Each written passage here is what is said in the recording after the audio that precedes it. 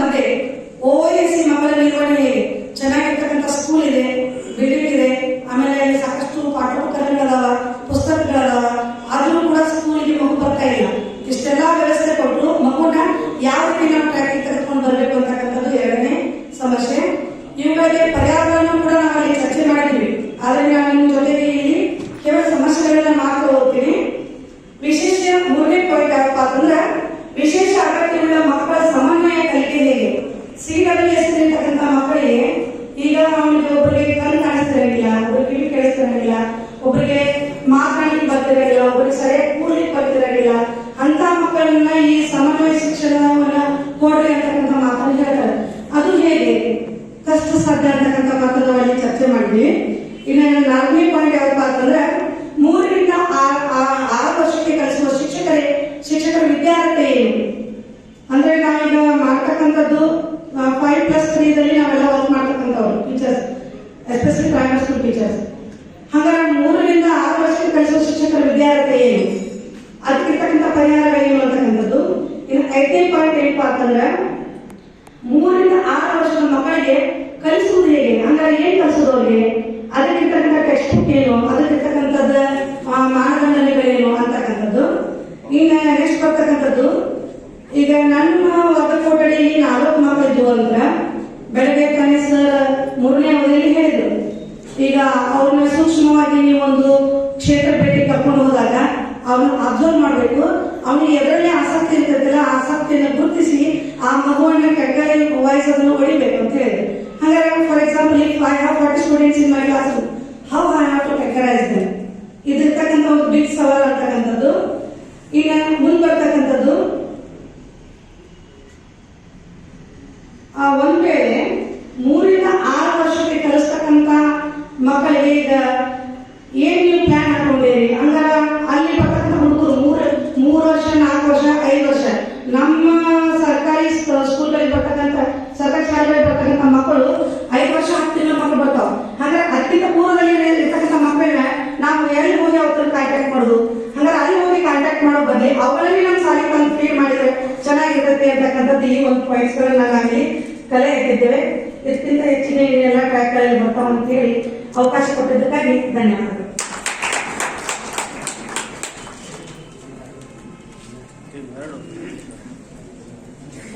ನನ್ನ ಹೆಸರು WI KGS ಸ್ಕೂಲಲ್ಲಿ ಹೆಡ್ ಮಾಸ್ಟರ್ ಕೆಲಸ ಮಾಡ್ತಾ ಇದ್ದೇನೆ.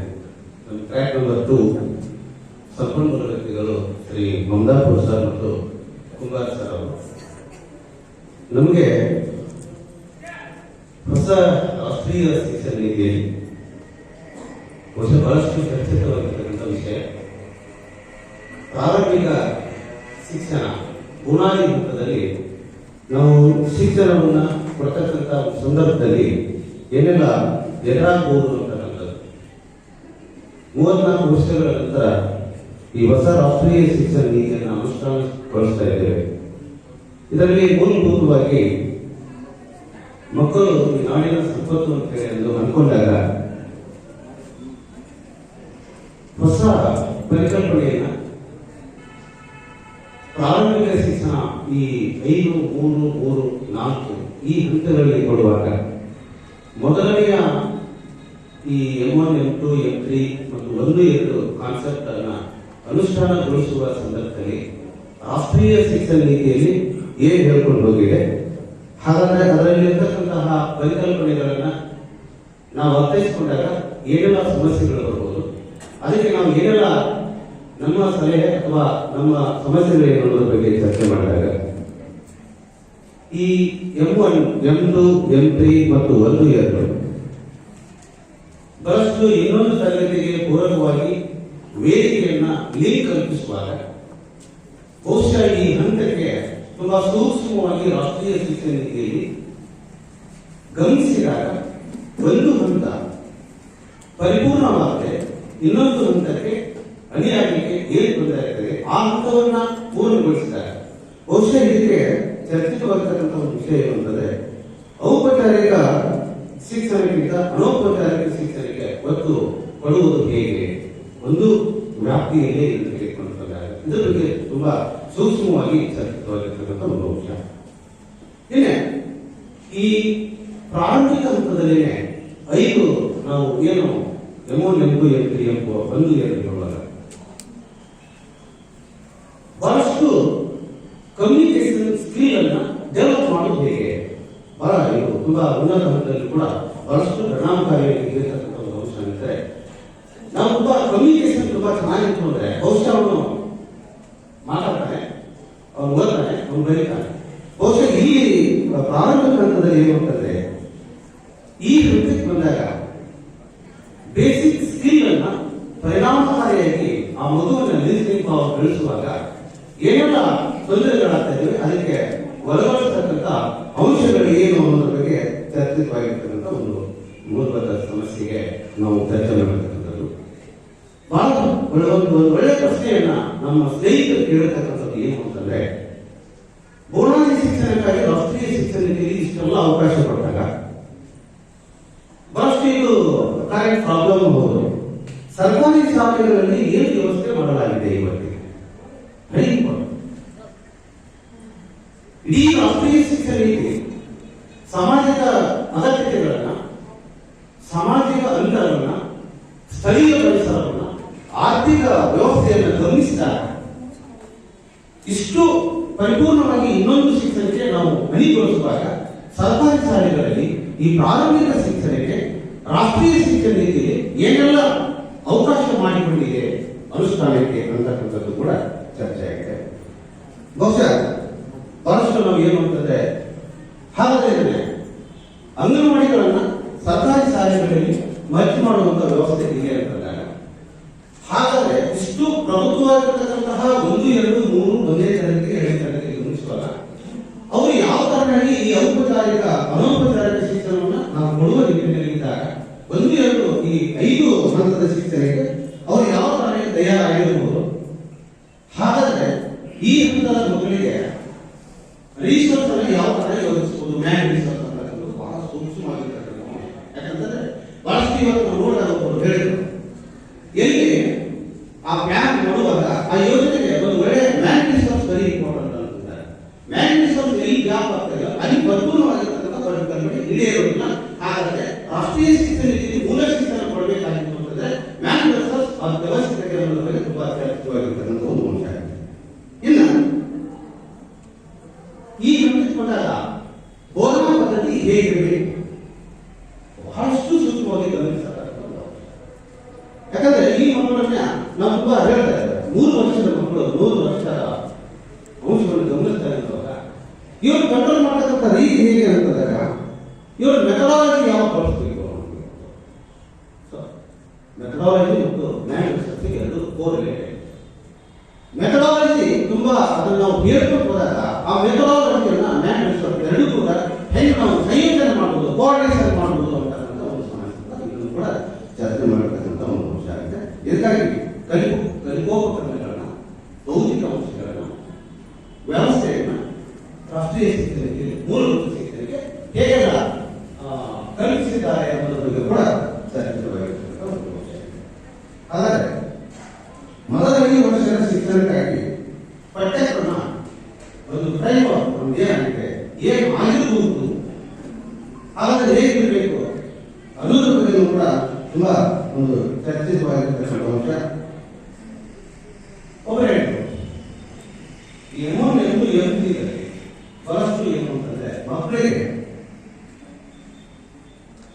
ಔಪಚಾರಿಕ ಶಿಕ್ಷಣಕ್ಕಿಂತ ಇದನ್ನು ಅನೌಪಚಾರಿಕ ಶಿಕ್ಷಣದಲ್ಲಿ ಅವರ ಅಂಗಾಂಗಗಳಿಗೆ ನಾವು ಏನು ಡೆವಲಪ್ ಮಾಡಬೇಕಾಗಿರ್ತಕ್ಕಂಥ ಸಂದರ್ಭದಲ್ಲಿ ಏನೆಲ್ಲ ಅಂಶಗಳನ್ನು ಗಮನಿಸಿ ಆ ಚಟುವಟಿಕೆಗಳನ್ನ ರೂಪಿಸಬೇಕು ಅನ್ನೋದರ ಬಗ್ಗೆ ಕೂಡ ಚರ್ಚಿತವಾಗಿರ್ತಕ್ಕಂಥ ಒಂದು ವಿಷಯವಾಗಿದೆ. ಮುಖ್ಯವಾಗಿ ಬಹಳಷ್ಟು ಒಂದು ಚರ್ಚಿತವಾಗಿರ್ತಕ್ಕಂಥ ಅಂಶ ಏನು ಅಂತಂದ್ರೆ,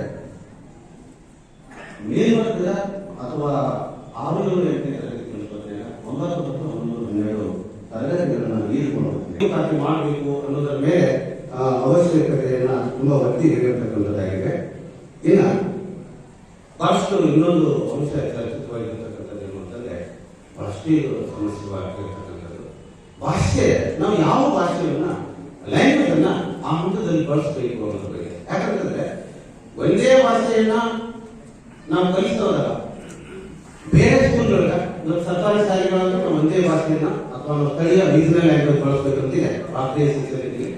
ಆದ್ರೆ ಬೇರೆ ಬೇರೆ ನಾವು ನೋಡಿದಾಗ ಬೇರೆ ಬೇರೆ ಸ್ಕೂಲ್ಗಳಲ್ಲಿ ಅದರ ಇಂಗ್ಲಿಷ್ ಇನ್ನೊಂದು ಭಾಷೆಯಲ್ಲಿ ಕಲಿಸುವಾಗ ಬಹುಶಃ ಏಕರೂಪತೆ ಅನ್ನೋದು ಆ ಮಕ್ಕಳಲ್ಲಿ ಮತ್ತು ಪೋಷಕರಲ್ಲಿ ಈ ಆತಂಕ ಬಹುಶಃ ಅವರಲ್ಲಿ ಒಂದು ಗೊಂದಲ ಮಾಡ್ತಾ ಇದೆ ಅನ್ನೋ ದೃಷ್ಟಿಯಿಂದ ಈ ಬೇಸಿಕ್ ಮೂಲಭೂತ ಆ ಶಿಕ್ಷಣವನ್ನ ಕೊಡಬೇಕಾದ ಸಂದರ್ಭದಲ್ಲಿ ಎಲ್ಲಾ ಶಾಲೆಗಳಲ್ಲಿಯೂ ಕೂಡ ಭಾಷೆಗೆ ಸಂಬಂಧಪಟ್ಟಿರ್ತಕ್ಕಂಥದ್ದು ಸೂಚನೆಯನ್ನ ರಾಷ್ಟ್ರೀಯ ಶಿಕ್ಷಣ ನೀತಿ ಮಾತೃಭಾಷೆಯ ನಾವು ಕಲಿಸುವಂದ್ರೆ ರಾಷ್ಟ್ರೀಯ ಶಿಕ್ಷಣ ನೀತಿಯಲ್ಲಿ ಒಂದು ತುಂಬಾ ಸೂಕ್ಷ್ಮವಾಗಿರ್ತಕ್ಕಂಥ ಅಂಶವನ್ನ ಇದನ್ನು ಪರಿಕಲ್ಪನೆ ಸ್ಪಷ್ಟಪಡಿಸಿದ ಉತ್ತಮ ಅಂತಕ್ಕಂಥದ್ದನ್ನು ಕೂಡ ಚರ್ಚೆಯಾಗಿದೆ. ಯಾವ ಭಾಷೆಯಲ್ಲಿ ಕಲಿಸಬೇಕು ಅನ್ನೋದ್ರ ಬಗ್ಗೆ. ಇನ್ನ ಈ ಅಲ್ಲಿ ಮೂಲ ಶಿಕ್ಷಣವನ್ನು ಕೊಡುವ ಹೊತ್ತಿನಾಗ 5-3-3-4 ಕೊಡುವ ಹೊತ್ತಿನಾಗ ಕ್ಯಾಂಪಸ್ ಹೇಗಿರ್ಬೇಕು, ಶಾಲೆಯ ಒಂದು 1ರಿಂದ 12 ಒಂದರಲ್ಲಿ ಇರಬೇಕಾ ಅಥವಾ M1 M2 M3 ಇಟ್ಕೊಂಡು ಒಂದರಲ್ಲಿ ನಡೀತಾ ಇದೆಯಾ, ಇದನ್ನು ಬ್ರೇಕಪ್ ಹೇಗೆ ಮಾಡ್ತಾ ಇದ್ದಾರೆ, ಇದು ಕೂಡ ಆ ಒಂದು ಮೂಲ ಶಿಕ್ಷಣಕ್ಕೆ ಒತ್ತು ನೀಡ್ತಾ ಇದೆ ಅನ್ನೋದ್ರ ಬಗ್ಗೆ ಕೂಡ ಚರ್ಚಿಸಲಾಗಬೇಕಾಗಿದೆ. ಇನ್ನು ಬಹಳಷ್ಟು ಹೊಸ ವಿಷಯ ಎಲ್ಲಿ ನರಿಕಲಿ ಬೇಕೋ ಬೇಡೋ ಅನ್ನೋದ್ರ ಬಗ್ಗೆ ಕೂಡ ಇಲ್ಲಿಯೂ ಕೂಡ ನರಿಕಲಿ ಅನ್ನೋದನ್ನು ತುಂಬಾ ನಮ್ಮ ಸ್ನೇಹಿತರೊಬ್ಬರು ಕೇಳಿದ್ರು. ನರಿಕಲಿ ಈ ರಾಷ್ಟ್ರೀಯ ಶಿಕ್ಷಣ ನರಿಕಲಿ ಬೇಕೋ ಬೇಡೋ ಅನ್ನೋದ್ರ ಬಗ್ಗೆ ಕೂಡ ಚರ್ಚೆ ಆಯಿತು. ಇಷ್ಟು ಯಾಕಂತಂದ್ರೆ ಬಹಳ ಪ್ರಮುಖವಾಗಿರ್ತಕ್ಕಂಥ ಒಂದು ಅಂಶ. ಇದು ಬುನಾದಿ ಶಿಕ್ಷಣವನ್ನು ಕೊಡುವ ಅಂತ ಬಹಳಷ್ಟು ಒಳ್ಳೆಯ ಕೆಲಸವನ್ನು ರಾಷ್ಟ್ರೀಯ ಶಿಕ್ಷಣ ನೀತಿಯಲ್ಲಿ ಈ ಹಂತದಲ್ಲಿ ಪಠ್ಯಕ್ರಮ ಬಗ್ಗೆ ಚರ್ಚಿಸಲಾಗಿದೆ. ಸೊ ಇಲ್ಲಿಯವರೆಗೆ ಅನುಭವ ಹಂಚಿಕೊಳ್ಳಲಿಕ್ಕೆ ವೇದಿಕೆ ಅನುಮತಿ ಕೊಟ್ಟಿದೆ. ತಮ್ಮೆಲ್ಲರಿಗೂ ಧನ್ಯವಾದಗಳು. ಈಗ ಟ್ರ್ಯಾಕ್ ನಂಬರ್ 3 ಆ ಗುಂಪಿನ ನಾಯಕರು ಬಂದು ವಿಚಾರಗಳನ್ನು ಪ್ರಸ್ತುತಪಡಿಸಬೇಕು ಅಂತ ಕೇಳ್ಕೊಂಡು. ಎಲ್ಲರಿಗೂ ನಮಸ್ಕಾರ. ನನ್ನ ಹೆಸರು ವಿಶ್ವನಾಥ್ ಅಂತ BJS ನಮ್ಮ ರಿಸೋರ್ಸ್ ಪರ್ಸನ್ಗಳು ಔಟಿ ಸರ್ ಮತ್ತು ಭುಜೇಂದ್ರ ಸರ್. ನಾವು ಸವಾಲುಗಳನ್ನು ಪಟ್ಟಿ ಮಾಡಿದ್ದೇವೆ ಮತ್ತು ಪರಿಹಾರಗಳನ್ನು ಸಪರೇಟ್ ಆಗಿ ಪಟ್ಟಿ ಮಾಡಿದ್ದೇವೆ. ಪೂರ್ವ ಪ್ರಾಥಮಿಕ ಶಿಕ್ಷಣ ಸಂಸ್ಥೆಗಳು ಸಾಕಷ್ಟು ಇಲ್ಲ, ಇದ್ದರೂ ಕೂಡ ಸಪರೇಟ್ ಆಗಿದ್ದಾವೆ. ಅವುಗಳಲ್ಲಿ ಮೂಲಭೂತ ಸೌಲಭ್ಯಗಳ ಕೊರತೆ ಇದೆ. ಎಲ್ಲ ಪ್ರಾಥಮಿಕ ಶಾಲೆಗಳಲ್ಲಿ ಪೂರ್ವ ಪ್ರಾಥಮಿಕ ಶಿಕ್ಷಣ ಸದ್ಯಕ್ಕಂತೂ ಕಲಿಸ್ತಾ ಇಲ್ಲ. ಶಿಕ್ಷಕರ ಕೊರತೆ ಇದೆ. ಶಿಕ್ಷಕರಿಗೆ ಅನ್ಯ ಬೋಧಕೇತರ ಕಾರ್ಯಭಾರ ಹೆಚ್ಚಾಗ್ತಾ ಇದೆ. ಅದನ್ನು ಮೊದಲು ಕಡಿಮೆ ಮಾಡಬೇಕಾದ ಒಂದು ದೊಡ್ಡ ಸವಾಲಿದೆ. ಮಕ್ಕಳ ಶಿಕ್ಷಕರ ಅನುಪಾತ ಬಹಳಷ್ಟು ಹೆಚ್ಚಾಗಿದೆ. ಕಲಿಕೋಪಕರಣಗಳ ಕೊರತೆ ಇದೆ. ಪೂರ್ವ ಪ್ರಾಥಮಿಕ ಶಿಕ್ಷಣಕ್ಕೆ ತರಬೇತಿ ಪಡೆದಂತಹ ಶಿಕ್ಷಕರ ಕೊರತೆ ಇದೆ. ಹೊಸ ಸೃಜನಾತ್ಮಕ ವಿಧಾನಗಳನ್ನ ಪರಿಚಯ ಮಾಡಿಕೊಡುವಂತಹ ಒಂದು ವ್ಯವಸ್ಥೆ ಸದ್ಯಕ್ಕಿಲ್ಲ, ಅದನ್ನ ಪರಿಚಯ ಮಾಡಬೇಕಾಗಿದೆ. ದಾಖಲೆಗಳ ಮೌಲ್ಯಮಾಪನದ ಹೊರೆ ಬಹಳಷ್ಟು ಆಗಿದೆ. ಎಲ್ಲರೂ ಒಂದು ಕಡೆ ದಾಖಲೆ ಕೇಳೋದಾಗೈತಿ, ಮಕ್ಕಳನ್ನು ನೋಡುವಂತ ವ್ಯವಸ್ಥೆ ಆಗಬೇಕು. ಮತ್ತೆ ಇಲ್ಲಿ 3ನೇ ತರಗತಿ 5ನೇ ತರಗತಿಯವರೆಗೆ ದ್ವಿತೀಯ ಭಾಷೆ ತೃತೀಯ ಭಾಷೆ ಕಲಿಸುವಾಗ ಏನೆಲ್ಲ ತೊಂದರೆಗಳಾಗ್ತವೆ ಅಂದ್ರೆ, ಸಾಮಾನ್ಯವಾಗಿ ಈಗ ಸದ್ಯಕ್ಕೆ ನಡೆದಿರುವಂತಹ ಶಿಕ್ಷಣ ನೀತಿಯಲ್ಲಿ ಅದು ಒಬ್ಬರೇ ಶಿಕ್ಷಕರು ಕನ್ನಡ ಇಂಗ್ಲಿಷ್ ಹಿಂದಿ ಇದ್ರೆ ಹಿಂದಿನೂ ಒಬ್ಬರೇ ಕಲಿಸ್ತಾರೆ. ಅದು ಒಬ್ಬರೇ ಶಿಕ್ಷಕರು 2-3 ಭಾಷೆಗಳನ್ನು ಕಲಿಸುವಂತ ವ್ಯವಸ್ಥೆ ಇದೆ. ಅದನ್ನ ಸ್ವಲ್ಪ ಅಂದ್ರೆ ಭಾಷಾವಾರು ಶಿಕ್ಷಕರನ್ನ ಪ್ರೈಮರಿ ಲೆವೆಲ್ನಲ್ಲಿ ತೆಗೆದುಕೊಳ್ಳೋದು ಅದೊಂದು ಸವಾಲು ಅಂತ ಹೇಳಿ ಚರ್ಚೆ ಮಾಡಿದ್ದೀವಿ. ಮತ್ತು ಶಿಕ್ಷಕರ ದಕ್ಷತೆಗೆ ಪುರಸ್ಕಾರ ಇಲ್ಲದಿರುವುದು, ಅದು ಕಲಿಸೋದು ಅಷ್ಟೇ ಪ್ರಕಾರ ಕಲಿಸೋದು ಅಷ್ಟೇ ಪ್ರಕಾರ ಇದೊಂದು ಕೂಡ ಒಂದು ಸವಾಲು. ಅಂದ್ರೆ ಹೆಚ್ಚಿಗೆ ಕಲಿಸಬಹುದು ಅಥವಾ ಏನಾದ್ರು ಮಾಡಿದವರಿಗೆ ಅವರಿಗೆ ಒಂದು ಇನ್ಸೆಂಟಿವ್ ಅಂತ ಏನಾದ್ರು ಕೊಡುವ ವ್ಯವಸ್ಥೆ ಆಗಬೇಕು. ವಿವಿಧ ಕಲೆಗಳನ್ನು ಬೋಧಿಸುವ ಶಿಕ್ಷಕರ ಕೊರತೆ ಇದೆ. 6ನೇ ತರಗತಿಯಿಂದ 8ನೇ ತರಗತಿವರೆಗೆ ವಿವಿಧ ಕಲೆಗಳನ್ನು ಬೋಧಿಸುವ ಶಿಕ್ಷಕರ ಕೊರತೆ. ವಿವಿಧ ವೃತ್ತಿ ಕೌಶಲ್ಯಗಳನ್ನು ಪರಿಚಯಿಸುವುದು. ಎಲ್ಲಾ ಉದ್ಯೋಗಗಳನ್ನ ಸುತ್ತಮುತ್ತಲೇ ಹುಡುಕಾಡೋದು ಕಷ್ಟ. ಆಯಾ ಉದ್ಯೋಗ ಅಂದ್ರೆ ಎಲ್ಲಾ ಉದ್ಯೋಗಗಳನ್ನು ಒಂದೇ ರೀತಿಯಲ್ಲಿ ಒಂದೇ ಪಠ್ಯಪುಸ್ತಕದಲ್ಲಿ ನೀವು ಹೇಳಿದ್ರೆ ಅವುಗಳೆಲ್ಲ ಅಲ್ಲೇ ಸುತ್ತಮುತ್ತಲೇ ಎಲ್ಲ ಉದ್ಯೋಗಗಳು ಸಿಗೋದು ಕಷ್ಟ. ಡಿಜಿಟಲ್ ಆಗಿ ಅವ್ರು ಹೇಗೆ ಪ್ರೊಜೆಕ್ಟ್ ಮಾಡಬೇಕು ಅನ್ನುವಂಥದ್ದು ವ್ಯವಸ್ಥೆ ಆಗಬೇಕು. ವೊಕೇಶನಲ್ ಕೌನ್ಸಿಲಿಂಗ್ ಹೇಗೆ ಮಾಡಬೇಕು, ಯಾಕಂದ್ರೆ ಅದಕ್ಕೆ ಸಪರೇಟ್ ಶಿಕ್ಷಕರು ಇಲ್ಲದೇ ಇದ್ದಾಗ ಇದಂತ ಶಿಕ್ಷಕರಿಗೆ ವೊಕೇಶನಲ್ ಕೌನ್ಸಿಲಿಂಗ್ ಯಾವ ರೀತಿ ಮಾಡಬೇಕು ಅಂತ ತರಬೇತಿ ಆಗಬೇಕು. ವಿವಿಧ ಕ್ಷೇತ್ರ ಭೇಟಿಗಳನ್ನು ಮಾಡುವಾಗ ಮಕ್ಕಳ ಸುರಕ್ಷತೆ ಬಗ್ಗೆ ದೊಡ್ಡ ಸವಾಲಿದೆ. ಯಾಕಂದ್ರೆ ನೀವು ಎಲ್ಲ ಕಡೆ ವೃತ್ತಿಗಳನ್ನ ಪರಿಚಯಿಸಿದ್ರೆ ಅಂತ ಹೇಳ್ತೀರಿ, ಹೊಸ ರೀತಿಯ ಪ್ರಕಾರ ಅಲ್ಲಿ ಹೋದಾಗ ಮಕ್ಕಳ ಸುರಕ್ಷತೆ ಬಗ್ಗೆ ಬಹಳಷ್ಟು ಸವಾಲುಗಳಿರ್ತವೆ. ಬಹಳಷ್ಟು ಮಕ್ಕಳಿದ್ದಾಗ ನಾವು ಒಬ್ಬರು ಬಿಟ್ಟು 2 ಶಿಕ್ಷಕರು ಹೋದ್ರು ಕೂಡ ಅವರನ್ನ ಮಾಡಿ ವಾಪಸ್ ಕರ್ಕೊಂಡು ಹೋಗೋದು ನಮಗೆ ಶಿಕ್ಷಕರಿಗೆ ಗೊತ್ತಲ್ಲ. ಹಾಗಾಗಿ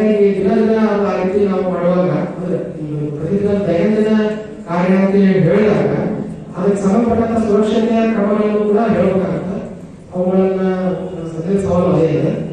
ಮತ್ತು ಹಾಗೆ ನಾವು ಬೇರೆ ಬೇರೆ ವೃತ್ತಿಗಳ ಪರಿಚಯ ಮಾಡುವಾಗ ಪಾಲಕರ ಸಹಮತ ಇರೋದಿಲ್ಲ.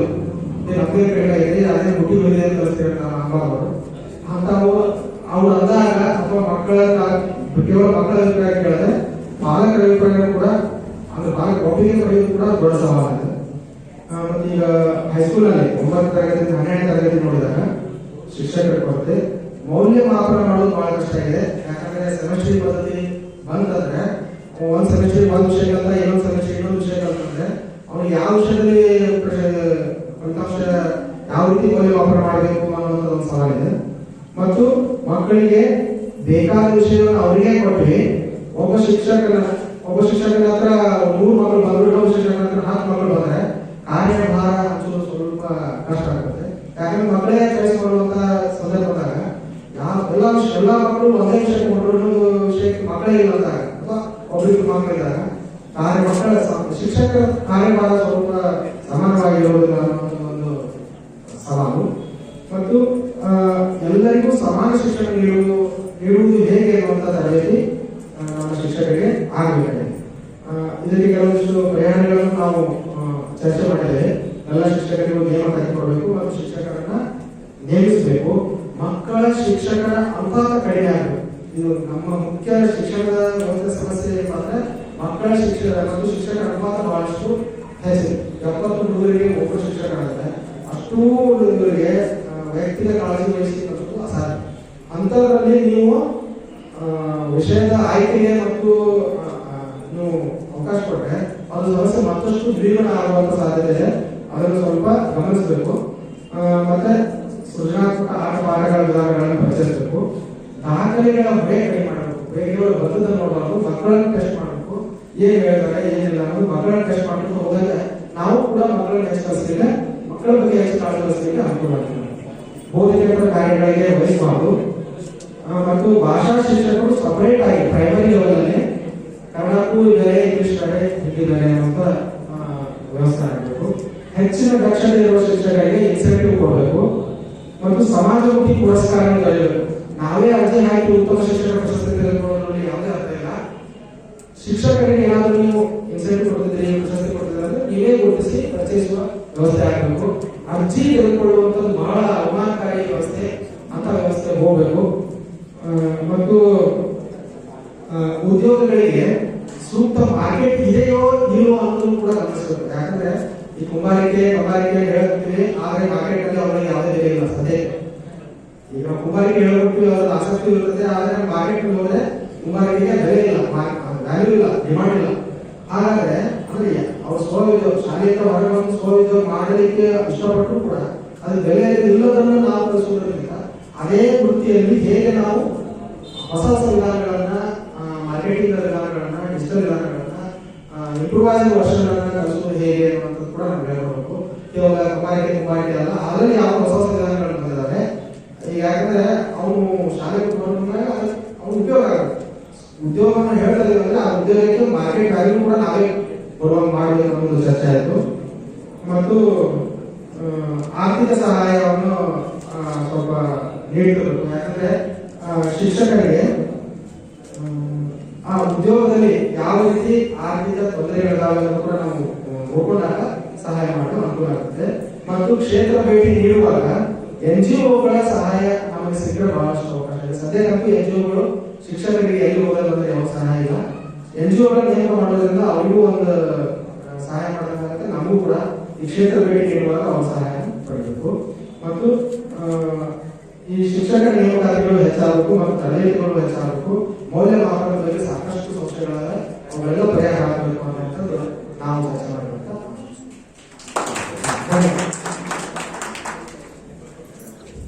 ಅಭಿನಂದನೆಗಳು ಸರ್. ಈಗ ಟ್ರ್ಯಾಕ್ ನಂಬರ್ 4 ನ ನಾಯಕರು ತಮ್ಮ ಗುಂಪಿನ ವಿಚಾರಗಳನ್ನ ಇಲ್ಲಿ ಪ್ರಸ್ತುತಪಡಿಸಬೇಕು ಅಂತ ಹೇಳಿ ಕೇಳ್ಕೊಳ್ತೀವಿ. ಟ್ರ್ಯಾಕ್ ನಂಬರ್ 5 ಮತ್ತು ಟ್ರ್ಯಾಕ್ ನಂಬರ್ 5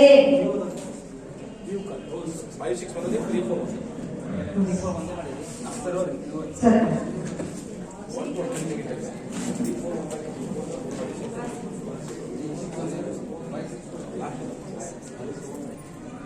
ಒಂದು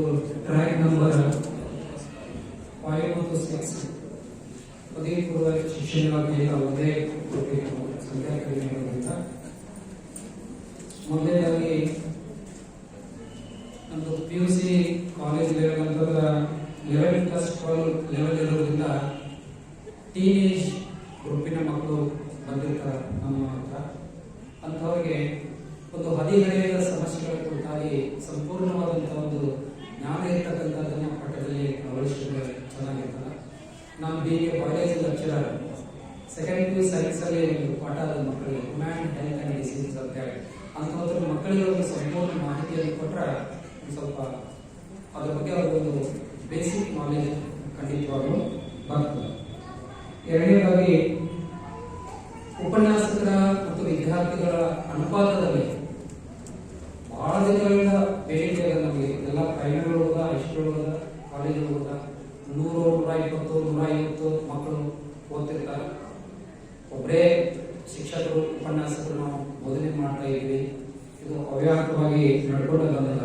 ಇಲ್ಲಿ ಅನುಪಾತದಲ್ಲಿ ನಿಗದಿಯನ್ನ ಪಡಿಸಿ ಹೆಚ್ಚುವರಿ ಮಕ್ಕಳನ್ನ ಪಕ್ಕದ ಶಾಲೆಗೆ ಏನೋ ಒಂದು ವ್ಯವಸ್ಥೆಯನ್ನು ಮಾಡಿಕೊಂಡ್ರೆ ಒಂದು ನಿಗದಿತ ಚೌಕಟ್ಟಿನಲ್ಲಿರುವ ಮಕ್ಕಳಿಗೆ ನಾವು ಉತ್ತಮವಾದಂತಹ ಜ್ಞಾನವನ್ನು ಪಡೆಯಲಿಕ್ಕೆ ಖಂಡಿತವಾಗಲು ಸಾಧ್ಯ ಆಗ್ತದೆ. ನಂತರ ಅಂಕಗಳ ಆಧಾರಿತ ಪರೀಕ್ಷೆ ಜಾರಿಯಲ್ಲಿಲ್ಲ. ನಮಗೆಲ್ಲರಿಗೂ ಗೊತ್ತಿರುವ ಹಾಗೆ ಪಾಲಕರು ಬಯಸುವುದು ಅದನ್ನೇ, ಶಿಕ್ಷಣ ಸಂಸ್ಥೆಗಳು ಬಯಸುವುದು ಅದನ್ನೇ, ಸರ್ಕಾರ ಬಯಸುವುದು ಅದನ್ನೇ. ಒಟ್ಟು ಮಾರ್ಕ್ಸ್ ಕಾರ್ಡಿನಲ್ಲಿ ಮಾರ್ಕ್ಸ್ಗಳು ಜಾಸ್ತಿ ಬೇಕು ಅಂತ ನಾವು ಎಲ್ಲಿಯವರೆಗೆ ಬೆನ್ನು ಹತ್ತುತ್ತೇವೆಯೋ ಅಲ್ಲಿಯವರೆಗೆ ಈ ಪಾರಂಪರಿಕ ಜ್ಞಾನವನ್ನು ಮಕ್ಕಳಿಗೆ ಕೊಡಲಿಕ್ಕೆ ಕಷ್ಟ ಸಾಧ್ಯ. Only examination marks oriented. ನಾನು ಇಷ್ಟು ಪರ್ಸೆಂಟೇಜ್ ಮಾಡಲು ನಾನು ಮೇಲಾಧಿಕಾರಿಗಳ ಕೇಳಪ್ಪ ಬಯಾಲಜಿ ಇಷ್ಟೇ ಮಕ್ಕಳು ಪಾಸ್ ಆಗ್ಯಾವ, ಅದಕ್ಕೆ ನಾನೇನು ಮಾಡ್ತೇವೆ ಬೇರೆ ಎಲ್ಲ ಕೆಲಸ ಬಿಟ್ಟು ಬರೀ ಓನ್ಲಿ ಎಕ್ಸಾಮ್ ಅಲ್ಲಿ ಮಕ್ಕಳು ಪಾಸ್ ಆಗೋದು ಹೇಗೆ ಇದ್ರ ಬಗ್ಗೆ ಅಷ್ಟೇ ಆಲೋಚನೆ ಮಾಡ್ತೀವಿ. ಇದೆಲ್ಲ ಉಪನ್ಯಾಸಕರು ಶಿಕ್ಷಕರು ಹೀಗೆ ಮಾಡಿಬಿಟ್ರೆ ನಾವೇನು ಕಲಿಸ್ಬೇಕು ಅಂತ ಒಂದು ದೂರ ದೃಷ್ಟಿ ವಿಜನ್ ಇಟ್ಕೊಂಡಿದ್ದೀವಲ್ಲ ಅದನ್ನ ಇಂಪ್ಲಿಮೆಂಟ್ ಮಾಡೋದು ಕಷ್ಟ ಸಾಧ್ಯ ಆಗ್ತದೆ. ಇನ್ನು ಮೂಲಭೂತ ಸೌಕರ್ಯದ ಕೊರತೆ, ಇದು ಕೂಡ ಒಂದು ಬಹಳ ದೊಡ್ಡ ಒಂದು ಸಮಸ್ಯೆ. ನಮಗೆಲ್ಲ ಕೊಠಡಿಗಳ ಸರಿಯಾದಂತಹ ಪರಿಪೂರ್ಣ ವ್ಯವಸ್ಥೆ ಇರೋದಿಲ್ಲ. ಪ್ರಯೋಗಾಲಯ ವಿಜ್ಞಾನ ವಿಭಾಗ ಇರ್ತದೆ, ಒಂದೇ ಮೈಕ್ರೋಸ್ಕೋಪ್ ಇರ್ತದೆ. ನಾನು PU ಕಾಲೇಜ್ ಪ್ರಮೋಷನ್ ಆಗಿ ಬಂದು ವಿಜ್ಞಾನ ವಿಭಾಗದಲ್ಲಿ ಒಂದೇ ಮೈಕ್ರೋಸ್ಕೋಪ್ ಇಟ್ಕೊಂಡು ನಾನು ಪಾಠ ಮಾಡಿದೆ. ಇದು ವಾಪಸ್ ನೋಡೋದೇ ಇಲ್ಲ ಸರ್ಕಾರ ಆ ಕಡೆಗೆ. ನಾವೇನಾದ್ರೂ ಸಂಪನ್ಮೂಲಗಳನ್ನು ಬಳಕೆ ಮಾಡಿಕೊಂಡು ಅಲ್ಲೇ ಮಾಡಬೇಕಾಗುತ್ತೆ. ಅದ್ರ ಜೊತೆಗೆ NGOದವರು, ಬೇರೆ ಸಂಘ ಸಂಸ್ಥೆಗಳು ಕೈ ಜೋಡಿಸಿದ್ರೆ ಏನಾದ್ರೂ ಮಕ್ಕಳಿಗೆ ಒಂದು ವಿಶೇಷ ಜ್ಞಾನ ಕೊಡಲಿಕ್ಕೆ. ಅದ್ರ ಜೊತೆಗೆ ಡೆಸ್ಕ್ಗಳಿರ್ಬೋದು, ಕುಡಿಯೋ ನೀರು, ಪೋರ್ಟೇಬಲ್ ವಾಟರ್, ಒಂದು ಶುದ್ಧ ಕುಡಿಯೋ ನೀರಿನ ಘಟಕ. ಈಗ ನಮಗೆ ಒಂದು ಉದಾಹರಣೆ, PB ಕಾಲೇಜು ಈ ಕಡೆ ಹಳ್ಳಿಗಳಿಂದ ಆ ಕಡೆ ಸಿಗ್ತಾ ಇಲ್ಲ. Every day problem. ನಮ್ಮ 800 ಮಕ್ಕಳದಾವ, ಕುಡಿಯೋಕೆ ನೀರಿನ ವ್ಯವಸ್ಥೆ ಇಲ್ಲ, ಅವು ಬಾಟಲ್ ತಗೊಂಡು ಬಿಡೋದಿಲ್ಲ. ಏನ್ ಮಾಡ್ಬೇಕು? ಮುಂಜಾನೆ 10 ಗಂಟೆಯಿಂದ 4 ಗಂಟೆವರೆಗೆ ಇರಬೇಕು. ಇಂಥ ಮೂಲಭೂತ ಸೌಕರ್ಯಗಳು ಅದಾವ ಇಲ್ಲೋ ಅಂತೇಳಿ ನಾವು ಕಣ್ತಂದು ನೋಡ್ಬೇಕಾಗಿ. ಇಲ್ಲಾಂದ್ರೆ ಎವ್ರಿ ಡೇ ಪ್ರಾಬ್ಲಮ್ ಇದೆ. ನಾವೇನೋ ನಮ್ಮ ಟೀಚರ್ಸ್ ಒಂದು 2 ಬಾಟಲ್ ಇಟ್ಟಿರ್ತೀವಿ, 2 ಗಂಟೆ ಖಾಲಿ ಆಗಿರ್ತದ, ಮುಂದೆ ಎಲ್ಲಿ ಹೋಗ್ಬೇಕು ನಾವು? ಇದು ಸಾರ್ವತ್ರಿಕ ಸಮಸ್ಯೆ ಆಗಿರ್ತದೆ. ಇನ್ನ PU ಕಾಲೇಜಲ್ಲಿ ಇರ್ತಕ್ಕಂಥ ಇನ್ನೊಂದು ಅತಿ ಜೆನ್ಯೂನ್ ಪ್ರಾಬ್ಲಮ್ ಅಂದ್ರೆ ನಮ್ಮ ಬೋಧನೆಯನ್ನು ಬಿಟ್ಟು ಇತರೆ ಕೆಲಸಗಳು ಜಾಸ್ತಿ ಇರ್ತಾವ. ನಾನು ಅಡ್ಮಿಷನ್ ಸೆಕ್ಷನ್ ಅಲ್ಲಿದ್ದೀನಿ. ಈ ಸಲ 8 ಬಾರಿ ಪ್ರವೇಶ ಹಾಗೆ ಡೇಟ್ ಪೋಸ್ಟ್ಪೋನ್ ಆಗಿದೆ. ಅದು ಪೋಸ್ಟ್ಪೋನ್ ಆದಾಗ ಒಂದೇ ಇರಲಿ ಎರಡೇ ಇರಲಿ ಮಗು ನಾನೆಲ್ಲ ಬಿಲ್ ರೆಡಿ ಮಾಡಿ ಬ್ಯಾಂಕಿಗೆ ಹೋಗಿ SBI ಅಂತ ಬ್ಯಾಂಕ್ ಅಲ್ಲಿ ಹೋಗಿ ನಾನು ಬಾಳೆ ಹಚ್ಚಿ ದಿನಗಟ್ಟಲೆ ನಿಂತ್ಕೋಬೇಕು. ನಾನು ಬಯಾಲಜಿ ಕೆಲಸ ಬಿಟ್ಟು ಬೇರೆ ಇದೇ ಇಂಥ ಕೆಲಸ ಮಾಡುವ ಒಂದು ವಿಪರ್ಯಾಸ ಸರಿ. ಅದೊಂದೇ ಅಲ್ಲ, ಬೇರೆ ದಿನಾಲೂ ಒಂದು ಮಾಹಿತಿ ಬರ್ತದ. ಫೀಲ್ಡ್ ಅಲ್ಲಿ ಇರ್ತೀವಿ, ಬಂದು ಮಾಹಿತಿ ಮಾಡ್ಕೊಳ್ತಕ್ಕಂಥದ್ದು. ಇಲ್ಲ ಪ್ರೈಮರಿ, ಹೈಸ್ಕೂಲ್, ಸೆಕೆಂಡರಿ ಇವಾಗ ಹೇಳ್ತೀವಿ ನಾವು ಪೇಪರ್ಲೆಸ್ ಮೇಲ್ ಅಲ್ಲಿ ವಾಟ್ಸ್ಆಪ್ ಅಲ್ಲಿ ಮಾಹಿತಿ ಕಳಿಸ್ತಾ ಇದೀವಿ ಅಂತ ಹೇಳ್ತೀವಿ. ಬಟ್ ಇದು ಇವತ್ತಿಗೂ ಕಡಿಮೆ ಆಗ್ತಾ ಇಲ್ಲ. ಎಲ್ಲ ಉಪನ್ಯಾಸಕರ ಒಂದೇನು ಸ್ಟೆಮಿನಾ ಅದ, ಸ್ಟ್ರೆಂತ್ ಅದ, ಒಂದೇನು ಎಂಥೂಸಿಯಾಸ್ಟಿಕ್ ಅದ, ಅದೆಲ್ಲ ಇಲ್ಲೇ ಫೋನ್ ಆಗಿ ಬಂದ್ಬಿಡ್ತದ. ನಾವು ಯಾವುದೇ ಅರ್ಥಕೊಳ್ಳೋದಿಲ್ಲ. ನಂತರ ಶಿಕ್ಷಣ ಸಂಸ್ಥೆಗಳ ಒಂದು ತಾರತಮ್ಯ ಧೋರಣೆ, ಒಂದು ಅನುದಾನ ರಹಿತ ಇರ್ಬೋದು, ಅನುದಾನ ಇರ್ಬೋದು, ಸರ್ಕಾರ ಇರ್ಬೋದು, ಇಲ್ಲಿ ಬಹಳಷ್ಟು ತಾರತಮ್ಯ ಧೋರಣೆ ಎಲ್ಲ. ಕೆಲವು ನಮ್ಮ ಸ್ನೇಹಿತರು ಚರ್ಚೆ ಮಾಡುವ ಚರ್ಚೆಗೆ ಬಂದು ಒಂದು ಉದಾಹರಣೆ ಹೇಳಿದ್ರು. ತರುವಾಗೆ ಅಂತ ಒಂದು PU ಕಾಲೇಜಲ್ಲಿ 2 ಉಪನ್ಯಾಸಕರು ಅದಾರ, 8 ಜನರು ಖಾಲಿ ಹುದ್ದೆ ಅದಾವ. 5 ಜನರ ಹುದ್ದೆ ಸರ್ಕಾರ ತುಂಬುದೇ ಇಲ್ಲ. ರಿಟೈರ್ಡ್ ಆಗಲಿ, ಡೆತ್ ಆಗಲಿ, ಸರ್ಕಾರ ಶಾಶ್ವತವಾಗಿ ಖಾಲಿನೇ ಉಳಿಸ್ಕೊಂಡು ಹೋಗ್ತದ. ಮತ್ತೆ ಯಾರು ನಾವು ಬೋಧನೆ ಏನ್ ಮಾಡ್ತೀವಿ? ನೀವು ಟೀಚರ್ಸ್ನೇ ಕೊಡದೆ ಕ್ವಾಲಿಟಿ ಎಜುಕೇಶನ್ ಬೇಕು ಅಂತ ಪೇಪರ್ ನಲ್ಲಿ ಹೇಳಿದ್ರೆ ಏನೂ ಆಗಲ್ಲ. ಇವತ್ತು ಯಾವ ಶಿಕ್ಷಣ ಸಂಸ್ಥೆಯಲ್ಲಿ ಶಿಕ್ಷಕರ ಉಪನ್ಯಾಸಕರ ಕೊರತೆ ಇರ್ತದೆಯೋ,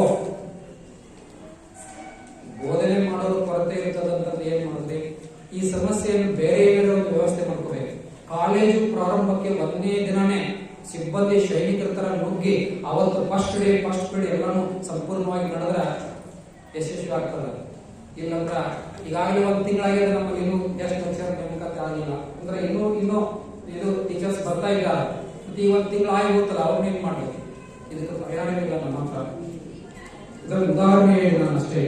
ಇನ್ನ ಪಟ್ಟಣದ ಕಡೆ ಗ್ರಾಮೀಣ ಪ್ರದೇಶದ ವಿದ್ಯಾರ್ಥಿಗಳು ಬರ್ತಾ ಇದ್ದಾರೆ, ಬಹಳ ಜನ ಸಿಟಿ ಶಾಲೆಗಳಿಗೆ ವಲಸೆ ಬರ್ತಾ ಇದ್ದಾರೆ. ಕಾರಣ ಏನು? ಕೋಟೆದಂತ ಒಂದು ಗವರ್ಮೆಂಟ್ PU ಕಾಲೇಜಿನಲ್ಲಿ ಉಪನ್ಯಾಸಕರಿಲ್ಲ, ಗೆಸ್ಟ್ ಲೆಕ್ಚರರ್ ಸಿಗೋದಿಲ್ಲ. ಇಲ್ಲಿಂದ 50 ಕಿಲೋಮೀಟರ್ ಹೋಗಿ ಯಾರು ಬರಲಿಕ್ಕೆ ಸಿದ್ಧ ಇಲ್ಲ. ಹಾಗಾಗಿ ಏನ್ ಮಾಡ್ತಾವ ಮಕ್ಕಳು, ಅಕ್ಕಪಕ್ಕದ ಎಲ್ಲಾ ಊರಿನ ಮಕ್ಕಳು ಜನಸಂಖ್ಯೆ ಕಡೆಗೆ ಮೈಗ್ರೇಟ್ ಆಗ್ತಾ ಇರ್ತಾವ. ಅದಕ್ಕೆ ನಾವು ಆ ಸಂಪನ್ಮೂಲಗಳನ್ನ ಅದೇ ಊರಲ್ಲಿ ಲಭ್ಯ ಇರುವಂತೆ ಮಾಡಿದ್ರೆ ಇನ್ನೂ ಹೆಚ್ಚು ಪರಿಣಾಮಕಾರಿಯಾಗಿ ಮಾಡಲಿಕ್ಕೆ ಬರ್ತದೆ. ಕೊನೆಯದಾಗಿ ಈ ಒಂದು ಶಿಕ್ಷಣ ವ್ಯವಸ್ಥೆಯಲ್ಲಿ ಪಾಲಕ, ಬಾಲಕ, ಶಿಕ್ಷಕ ಮೂವರು ಪಾತ್ರ ಅತ್ಯಂತ ಹೆಚ್ಚಿರೋದ್ರಿಂದ ಪಾಲಕರನ್ನು ಕೂಡ ನಾವು ಎಜುಕೇಟ್ ಮಾಡಬೇಕಾಗಿದೆ. ಒಂದು ಮಂತ್ಲಿ ಒಂದು ಮೀಟಿಂಗ್ ಮಾಡಿ ಪಾಲಕರನ್ನು ಕರೆಸಿ ಅವ್ರ ಮಕ್ಕಳ ಒಂದು ಭವಿಷ್ಯದ ಬಗ್ಗೆ ಅವ್ರಿಗೆ ಏನು ಟೆಸ್ಟ್ ಪಾಸ್ ಆಗಿದ್ದಾನ, ಏನ್ ಅಂಕಗಳು ತಗೊಂಡ, ದಿನಾಂಶ ಬರ್ತಾನೆ ಇಲ್ಲೋ ಸ್ವಲ್ಪ ಚರ್ಚೆ ಮಾಡಿದೀವಿ ಅಂತಂದ್ರೆ ಅವ್ರಿಗೆ ನಿಜವಾದ ಒಂದು ವ್ಯವಸ್ಥೆ ಪರಿಚಯ ಆಗ್ತದ. ನಮ್ಮ PB ಕಾಲೇಜಿನಂತಲೇ ಸ್ಟೂಡೆಂಟ್ಸ್ ಬಹಳ ಜನ ಬೈಕಾಟ್ ಮಾಡಿ ಬಸ್ ಸ್ಟ್ಯಾಂಡ್ ಮೇಲೆ ಹೋಗ್ತಾರೆ. ಆ ಕಾರಣದಿಂದ ಪಾಲಕರಿಗೆ ತಿಳ್ಕೊಂಡಿರ್ತಾರೆ, ನಮ್ಮ ಮಕ್ಕಳು ಶಾಲೆ ಹೋಗ್ಯಾರ ಅಂತ ತಿಳ್ಕೊಂಡಿರ್ತಾರೆ. ಬಟ್ ಇಲ್ಲಿ ಮಗ ಆಬ್ಸೆಂಟ್ ಇರ್ತಾರೆ.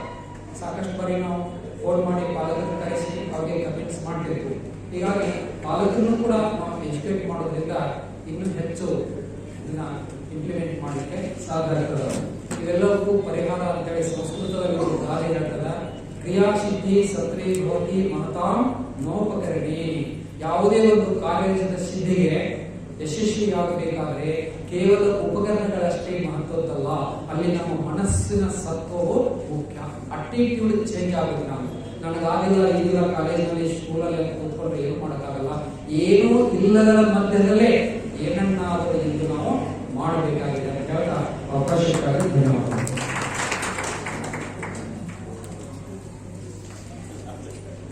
ಅಭಿನಂದನೆಗಳು ಸರ್.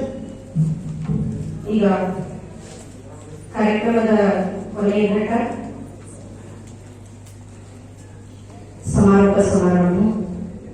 ಭಾರತೀಯ ಶಿಕ್ಷಣ ಮಂಡಳದ ಕರ್ನಾಟಕ ಉತ್ತರ ಪ್ರಾಂತದ ಅಧ್ಯಕ್ಷರಾದಂತಹ ಡಾಕ್ಟರ್ ಸತೀಶ್ ಜಿಗ್ಗೇರಿ ಅವರು ವೇದಿಕೆ ಬರಬೇಕು ಅಂತ ವಿನಂತಿಸಿಕೊಳ್ತೇನೆ.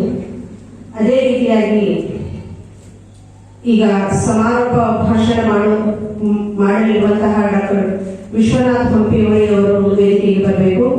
ಹಾಗೆ ನಮ್ಮ ಜಮಖಂಡಿ ಘಟಕದ ಭಾರತೀಯ ಶಿಕ್ಷಣ ಮಂಡಳದ ಅಧ್ಯಕ್ಷರಾಗಿರುವಂತಹ ಶ್ರೀಮತಿ ಲಕ್ಷ್ಮೀ ತುಂಗಳ ಅವರು ವೇದಿಕೆಗೆ ಬರಬೇಕು.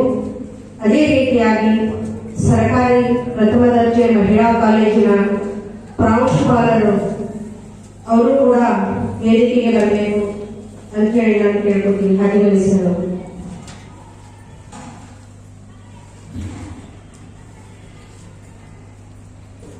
ಈಗಾಗಲೇ ತಿಳಿದಿರುವಂತೆ ಡಾಕ್ಟರ್ ಸತೀಶ್ ಜಿಗ್ಗೇರಿ ಅವರು ಕರ್ನಾಟಕ ಉತ್ತರ ಪ್ರಾಂತ ಭಾರತೀಯ ಶಿಕ್ಷಣ ಮಂಡಳದ ಅಧ್ಯಕ್ಷರು. ಹಾಗೆ ಬೆಳಗ್ಗೆಯಿಂದ ನಮ್ಮೆಲ್ಲರಿಗೂ ಮಾರ್ಗದರ್ಶನ ನೀಡ್ತಾ ಇರುವಂತಹ ಡಾಕ್ಟರ್ ಹಂಪಿಹೊಳಿ ಸರ್ ಅವರು ಇಲ್ಲಿ ನಮ್ಮ ಜೊತೆಗಿದ್ದಾರೆ.